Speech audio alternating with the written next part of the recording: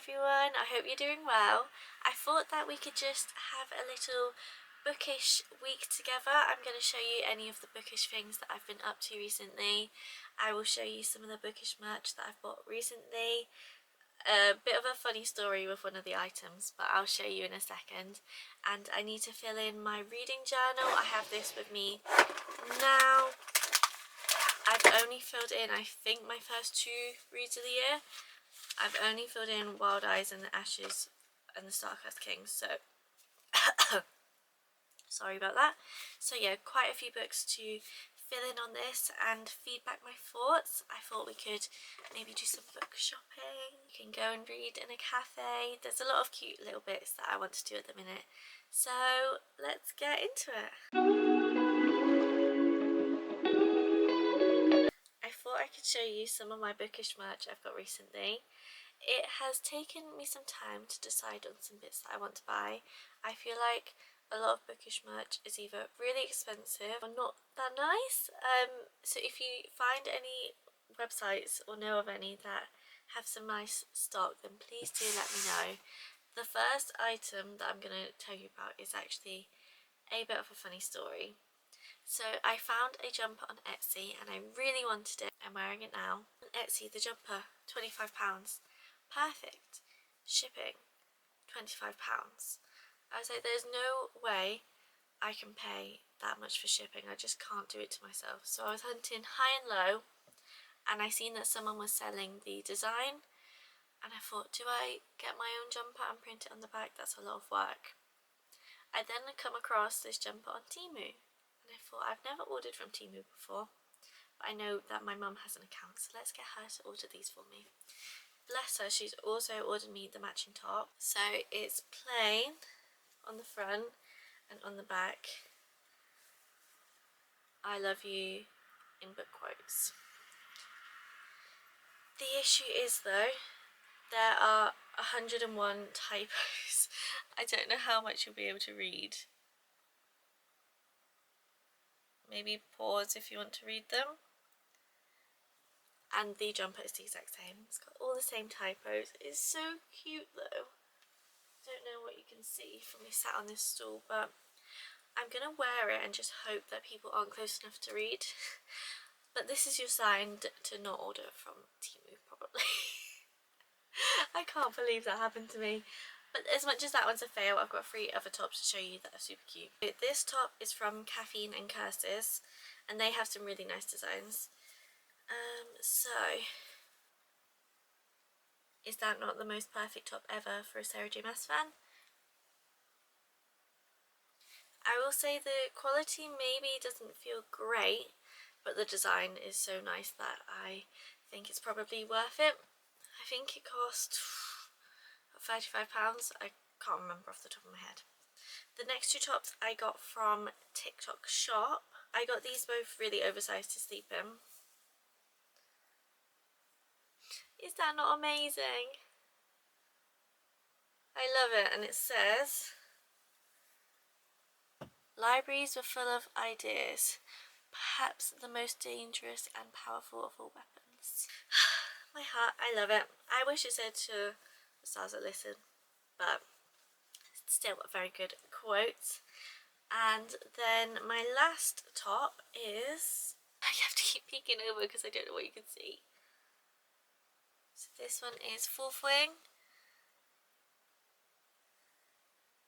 I love it, and I feel like people would never even know that this was merch if you didn't know, which is my favourite kind of merch, is wearable. So I'm unbelievably happy with all of them, other than the Temu order.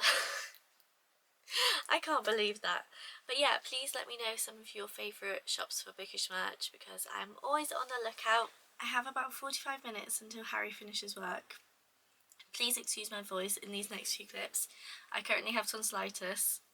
I'm doing alright, but my voice is on its way out. So yeah, I have 45 minutes and I thought it would be perfect time to fill in my book journal. As I mentioned earlier in this video, in another video, I can't quite remember, I've only filled out my first 2 books of the year in this, and I've done 8 books now. So we've got The Ashes and the Stardust King and Wild Eyes. I'll show you what the book looks like. So you have the title and the author, genre, whether you were bought, borrowed or gifted the book, the theme, which I really like because subgenres and themes are very different than the actual genre, like fantasy.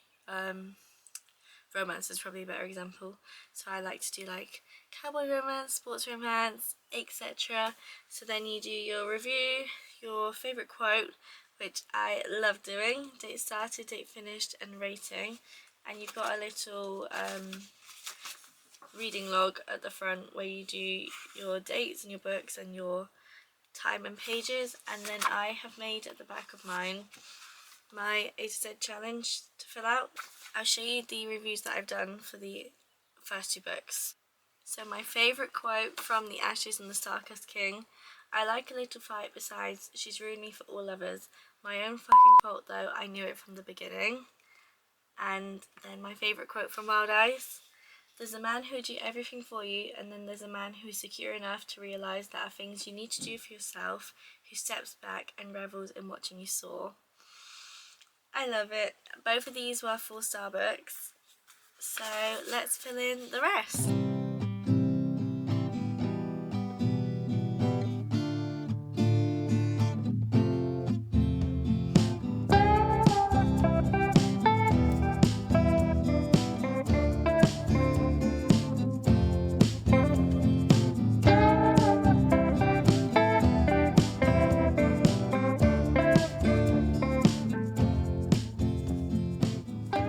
Just jumping in to say this Taming 7 quote because it is so nice.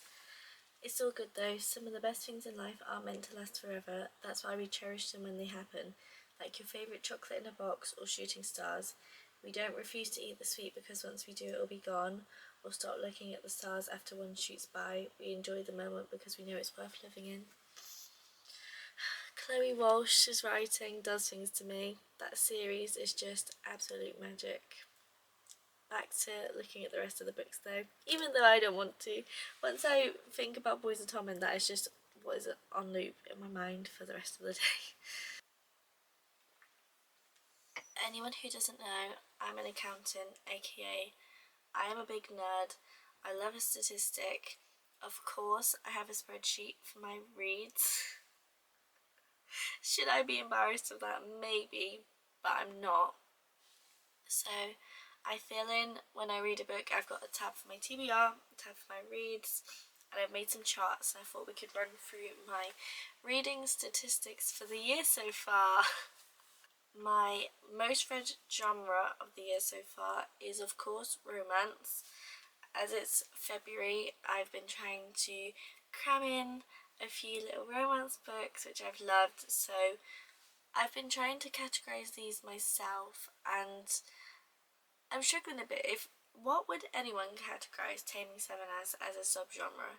So it's romance. I don't feel like it fits into sports romance because that just feels like offensive to put it into that category when it is something so deep and moving. I feel like it's not a sports romance, so I've put it as a general romance for now. But if anyone knows what to put it as, please let me know. So general romance is my most read category, followed by sports romance, which I read a lot of in January.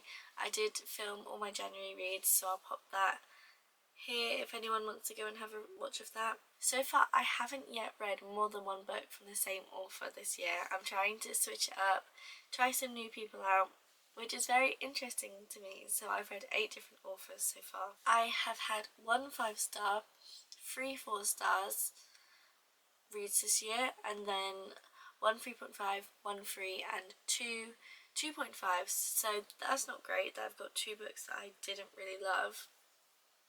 And then page count, so far for February I've read 1,104 pages. Yeah, I'm going to go back to being a little nerd and playing with my Excel sheet now, and I will check back in.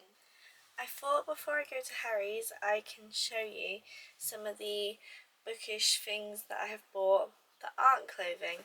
So I am a Kindle reader, and I thought I'd really like to try reading some physical books. I struggle, but I'm determined. I have got myself a book light, essential, and these are the physical books that I bought myself. There's 3 books that I've picked up. The first one being Faybound. I have seen this in so many bookshops, and every time I walk past it I think the cover just draws me in. It says on the back, the sisters are forced into the terrifying wilderness beyond their borders. There they encounter the Fae Court. This sounds right up my street. It is big. Can I see the page count without getting a spoiler?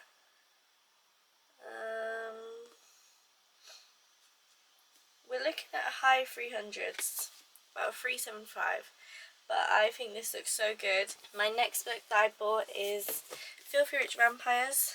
Again, I see this in the works every time I go in, and there's always like the second and third books, but never the first one, and I seen this, so I thought I'll pick it up, I'll try it. It was cheap. I think it must have cost me, I don't know, £5 and under, I'd say. So this is about a single wealthy vampire and him entering the marriage market, I think. So it feels kind of like Regency, but vampires. I don't see how this could be bad. I'm very, very excited to start this one. And page count wise, this is a nice loose? That sounds awful. But yeah, 381 pages, and it feels like a nice book to hold. The last book, I got this when I went to Cambridge for the day, and I seen it on a display stand, and I thought, you are beautiful, I don't care what you're about, but it just helps that the concept of the book sounds really interesting. So, in a mysterious town hidden in our collective subconscious, there's a department store that sells dreams. Day and night, visitors, both human and animal, shovel in to purchase their latest adventure. Each floor specialises in a specific type of dream. It sounds so cool.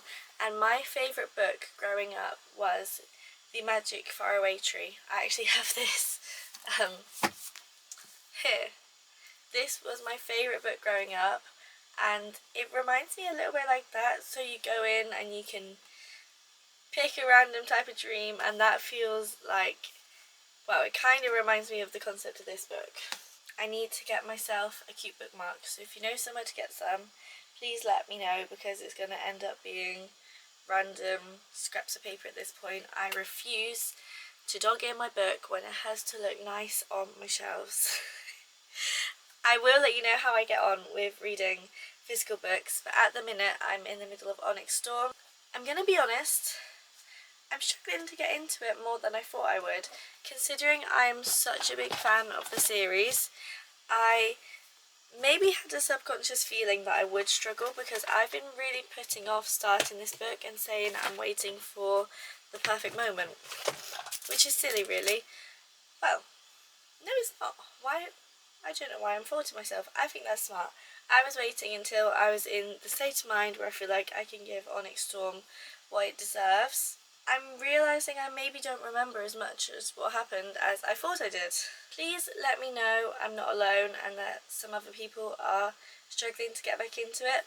I'm at about 12% and I feel like it's getting there now. I feel like I'm getting some more memories flooding back into my brain. I'm remembering the concept, but it feels like a book you need to do some revision for if you have read Iron Flame a while ago. And another thing about Onyx Storm, while we are on the topic, why does it take so long for the paperback to come out? I'm a paperback only on my shelves, and I've heard that it's a year wait, which is really annoying. I'm off to Harry's now. I will check in with you in terms of my Onyx Storm reads, and I think that's probably all I'm going to do today. So, yeah. Hi everyone, I'm just editing this video and I thought I'd best end it off. The vlog hasn't gone how I thought it would. I thought we'd be out drinking coffees in coffee shops, reading our books, doing some book shopping, but unfortunately my throat had other ideas and it's just been super chilled, and I'm going to be spending the rest of the evening reading Onyx Storm. I hope you've enjoyed the vlog, and make sure you subscribe for more videos like this, and hopefully I'll see you next time.